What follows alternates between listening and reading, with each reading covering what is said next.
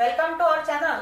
Friends, आज आपण पाहणार आहोत कौटुंबिक हिंसाचारापासून महिलांचे संरक्षण कायदा 2005 नुसार महिलांचे अधिकार काय काय आहेत ते पाहूया. तर फ्रेंड्स, व्हिडिओ पूर्ण बघा, लाईक, कमेंट, शेअर करा आणि सबस्क्राइब करायला अजिबात विसरू नका. तर चला पाहूया महिलांचे अधिकार. नंबर 1, तुमच्या किंवा तुमच्या मुलांविरुद्ध होणारे कौटुंबिक अत्याचार तुम्ही थांबवू शकता. नंबर 2, प्रतिवादीकडून तुमचे स्त्रीधन, दागदागिने, कपडे इत्यादींचा ताबा मिळवू शकता.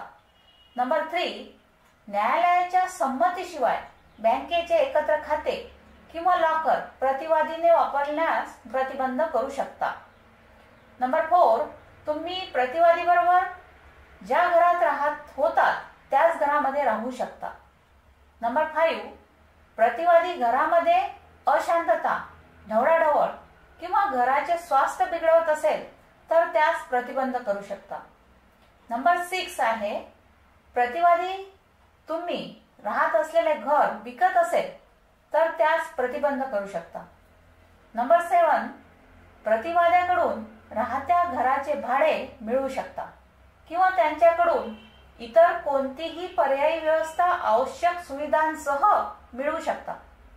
नंबर 8, प्रतिवाद्याला न्यायालयाच्या परवानगीशिवाय तुम्ही राहत असलेल्या घरावरील हक्क हिरावून घेता येऊ शकत नाही, त्यासाठी तुम्ही प्रतिबंध करू शकता.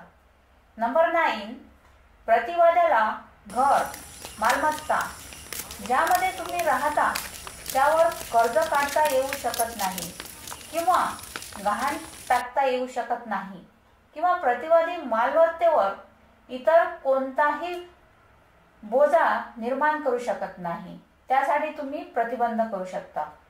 नंबर 10 आहे, प्रतिवादीला हिंसाचार करण्यापासून, आपल्या नोकरीच्या जागी जाण्यापासून, तसेच त्याला कोणत्याही प्रकारचा संपर्क करण्यापासून आणि आपल्या मुलांना अथवा आपल्या इतर नातेवाईकांना देखील त्रास देण्यापासून प्रतिबंधित करू शकता. नंबर 11, प्रतिवादीने तुम्हाला भेटण्याच्या प्रयत्नांना थांबवू शकता. नंबर 12, प्रतिवादी तुमच्या मनाविरुद्ध फोनवर बोलत असेल किंवा पत्राद्वारे, ईमेलद्वारे कोणत्याही प्रकारे संबंध ठेवत असेल तर तुम्ही त्यास मज्जाव करू शकता. नंबर 13, प्रतिवादी विवाहाबद्दल तुमच्याशी बोलत असेल किंवा त्यांच्या पसंतीच्या व्यक्तीला भेटण्यासाठी जबरदस्ती करत असेल तर त्यास मज्जाव करू शकता. नंबर 14, प्रतिवादीस तुमच्या मुलांच्या शाळेपासून लांब राहणे किंवा तुम्ही किंवा तुमची मुले भेटणार असतील अशा जागी जाण्यास मज्जाव करू शकता. नंबर 15, प्रतिवादीस पिस्तूल, इतर कोणतेही शस्त्र किंवा धोकादायक वस्तू बाळगण्यास मज्जाव करणे आणि अशाच इतर कोणत्याही वस्तू बाळगण्यास मज्जाव करू शकता. नंबर 16, प्रतिवादीस मद्य किंवा अपायकारक द्रव्य की ज्याच्यामुळे कौटुंबिक हिंसाचार घडतो किंवा घडला जातो त्याचे सेवन करण्यास मज्जाव करता येते. नंबर 17, प्रतिवाद्याकडून तुमच्यासाठी आणि तुमच्या मुलांच्या उपजीविकेसाठी खर्च मागू शकता. नंबर 18, प्रतिवाद्याकडून होणाऱ्या शारीरिक दुखापतीच्या वैद्यकीय उपचारासाठी खर्चासहित नुकसान भरपाई मागू शकता. नंबर 19, प्रतिवाद्याकडून होणाऱ्या मानसिक यातना व भावनिक कष्ट यासाठी नुकसान भरपाई मागू शकता. नंबर 20, चरितार्थ गमावा लागल्याबद्दल नुकसान भरपाई मागू शकता. नंबर 21, प्रतिवाद्याने तुमच्या ताब्यातील किंवा अधिकारातील मालमत्ता काढून घेणे, नुकसान करणे, हानी करणे याबाबत प्रतिबंध करू शकता.